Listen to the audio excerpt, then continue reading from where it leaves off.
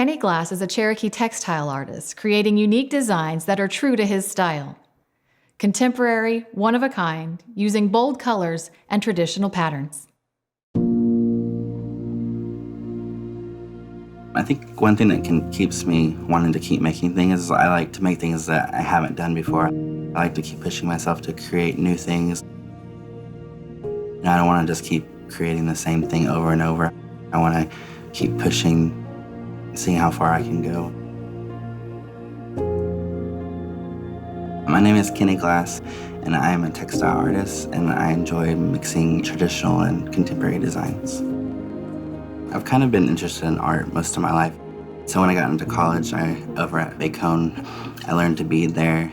It was about 2013 is when I first started sewing. My mom and my grandma both sew, and a friend of mine and my mom showed me how to work the sewing machine, and I kind of just hit the ground running from there. I make a lot of stomp dance skirts mostly is what I started with, and I gave a lot of them to the girls at our stomp grounds and my friends that shook shells and stuff.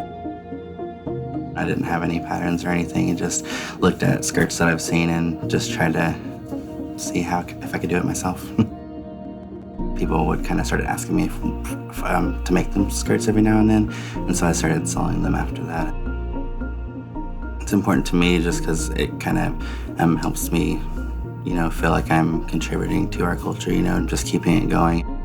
I get a lot of people that want skirts also just for casual wear, it kind of represents who they are, whatever tribe they may come from. The person wearing it makes them feel like they're being true to themselves as well.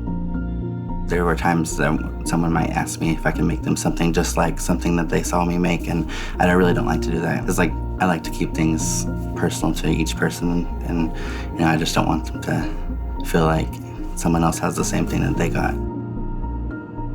I have a stomp dance skirt that's in that new Cherokee National History Museum, the old courthouse, and there's a section up there that talks about the community, and there's a little bit about stomp dance in there. I made the skirt that's in there, as well as I designed the t-shirt as well that's on the mannequin.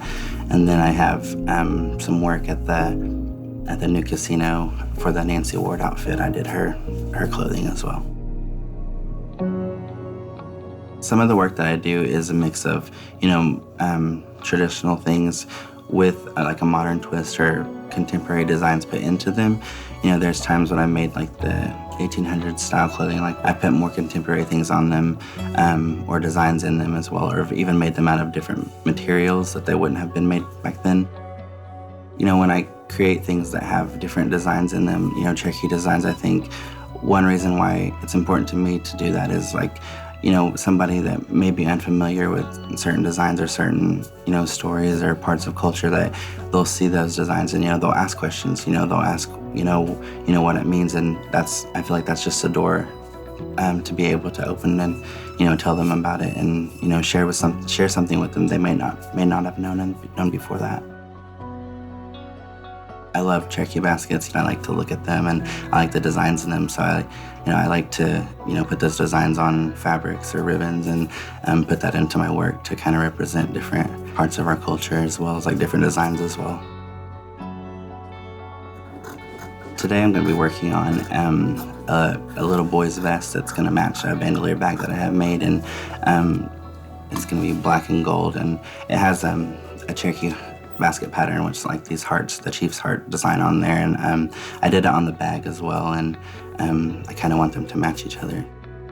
I was hoping one of my nephews could wear it because they really are proud to wear stuff that I make for them, so I was hoping that one of them would wear it.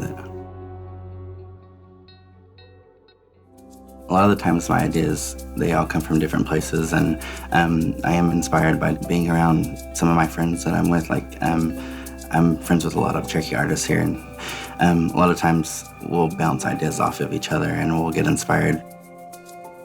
I think my art, I feel like it is a little bit of a response to showing that, our people are still here, and there's a lot of times that some ideas I might have is because of a certain story we might have, or, there's times I've wanted to make things that have a story built into them, and so I think it is just another way to kind of share, not just sharing certain designs, but sharing, different parts of culture.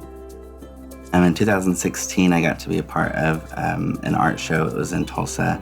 It was about Native stereotypes, and America Meredith is the one that curated that, and she asked me to be a part of that. And so I created this princess-style dress. It was kind of a Cinderella-style dress, and that was a response to, you know, when I went to Bacone, there was a lot of different Native students there, and they started making jokes about, you know, everybody says that they're Cherokee, you know, everybody wants to be Cherokee, and the dress that I made was in response to that. You know, it was called my great-grandmother's Cherokee princess dress, and so it did look like a Cinderella dress, and it had Cherokee basket designs in the skirt and in the top as well.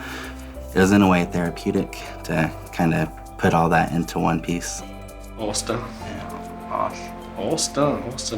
Right now, I am a few weeks into the Cherokee Language Master Apprentice program. In this program, there's 9 of us in our group, and we're coming into a learning environment where we're surrounded by the Cherokee language all day long, and our teachers are fluent speakers from different communities, and they're wanting to give us this knowledge to keep the language going. And in this program, one thing that we kind of always come head-to-head with is that you know, we're losing speakers as we go on. You know, a lot of the speakers are older in age, and so like we're losing them, you know, as time goes by. And so they're trying to do in this program is to create new speakers to keep going. And you know, they also want to create teachers as well, people that can, you know, finish this program and go on and continue to teach the language. And this is something I'm really excited about because, you know, I've always heard, you know, that, you know, we can't have our culture without our language. So like, that's something that I'm excited to mesh together.